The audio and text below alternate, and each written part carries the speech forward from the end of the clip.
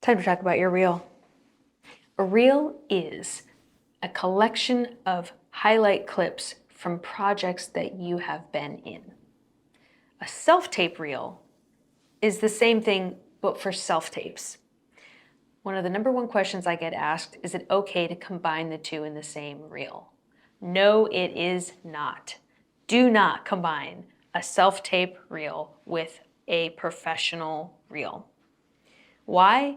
As soon as someone sees a self-tape background, their expectations fall through the floor. They're like, okay, this is just an audition setting. My expectations for production value are very low. The focus is on the performer and the imagination that is being conjured through the minimal props and location and costume that is in the self-tape. The professional reel is going to have a whole different standard of production value.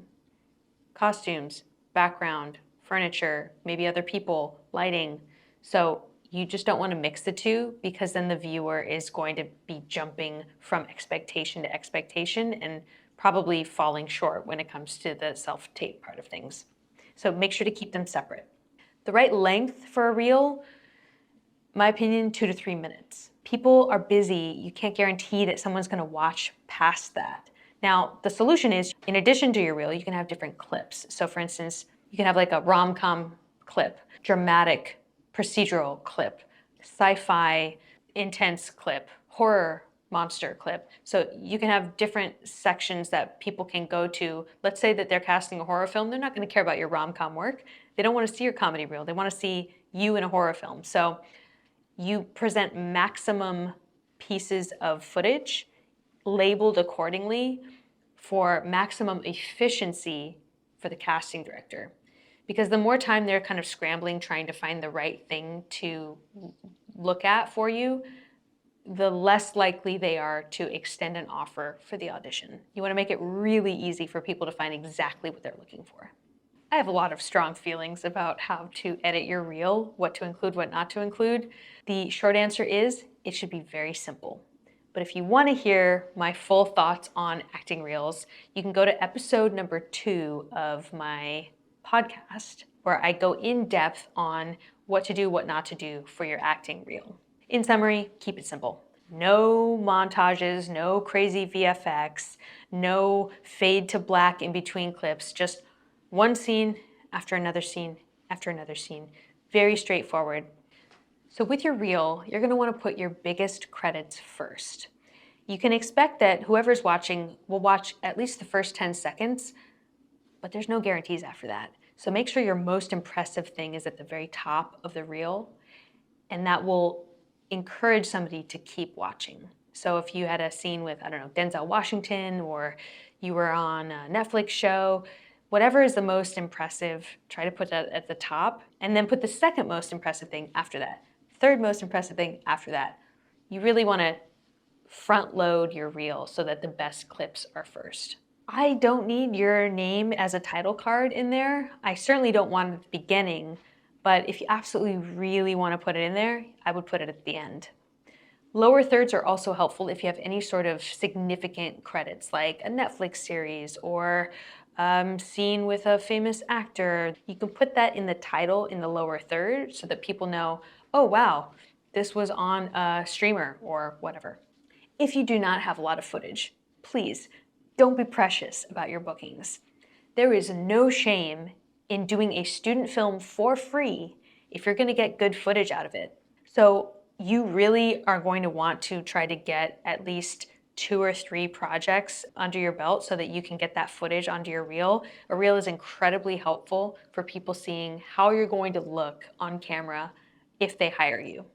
So if you don't have any indie films and you're trying to get cast in larger budget TV and film, for gosh sake, book the indie film, book the student film, book the no pay, and just get that footage so you can add it to your reel. Make sure that you build into your agreement that you get a copy of the footage when you're done filming. It's called copy and credit. You get credit on IMDb and you get a copy of that footage. You're gonna need that so that if they're dragging their feet getting you the final product, you can point to your contract and say, hey, look, you promised me. I need it for my reel, please send it now. The other thing that you can do is if you have a friend with a camera, You can just shoot something quick and easy where you're improvising dialogue in daylight so that it's a fairly nice looking image. Make sure you get a mic like this or something that is going to give you a decent audio quality, and then edit it together. You've got yourself a scene. It is amazing how democratic filmmaking has become. Basically, anyone with a couple of $100 can get a decent camera now and film something that is going to be relatively passable. So there's entire feature films that are being shot on iPhones now. There's no excuse not to have a reel, even if you have to film it yourself. When you're finally ready to put your reel out into the world, I would put it on Vimeo or YouTube and make it publicly accessible. You never know who's going to be trying to look for it. And oftentimes, I have a hard time finding an actor's reel. You can also put it on IMDb on your page, and basically, if you've cut it, put it out there. It is an incredibly useful marketing tool, and you want it to be findable. Remember, you can always update it as new footage comes in and then update the links, but you're going to want a publicly accessible way for people to find your reel. I personally love Vimeo. I just think it's a nice user interface and very professional. You don't need to make it downloadable. You can make it so that it's view only, but make sure you get it out there. I've included a friend's reel who allowed me to use it to illustrate what a good reel looks like. So here's one example of how to cut a great reel, and I hope it's useful to you. I hope you enjoyed this actor's work. Wheeler. Morning, Mamie. Morning, Preacher. Good morning, Wheeler. Hi, Miss Mamie. How about? You're leaving Chicago too soon. You were only here a few days. I didn't need no more days than that. I got to see some family, a few friends. Maybe we get you to come down and see us. I like it just fine out here, All Preacher. right now. Where's Bobo? He's in there. Simi. See the Bobo while he's inside. You ain't no white man, Bobo. You want a bus. Hey, leave him alone, Maurice. Mrs. Bryant must have kept it to herself. No one has to know. A river attended my way. B, are you fucking kidding I didn't me? know it was Cop Ramirez. But you're too fucking dumb to realize that he was finessing you. Bro, there's 2 murders on me. Look, if I knew what was going on, I would have been able to protect you. Because I always tell you what you need to know. Always. And you're playing this shit like it's a game? Nah. You need to tell your fucking dad to go get you a job. Don't stand here and act like your dad isn't rich and well connected too. You're out. I've been here since day one. We built this. Yeah. Get the fuck out of my sight. Yo. Hell yeah, bro. Hey, Pop's working late, so hey, yo, let's invite some ladies over. You might even get lucky, you feel me? Come on, bro, let's go, man, let's go. Reese, did you finish your history? Yeah, in study hall. I'm still working on mine. Are you going to finish that? No. Thank you. Tonight I'm coming with. I don't have a car. You sneak out. I think it's really adorable that you asked your mom, though. Let's meet at Cooler Street, bus stop at 11. And nobody else pull a Reese. Bonjour, madame. Could you please give us a minute? I'll flip it back over when we're ready for you.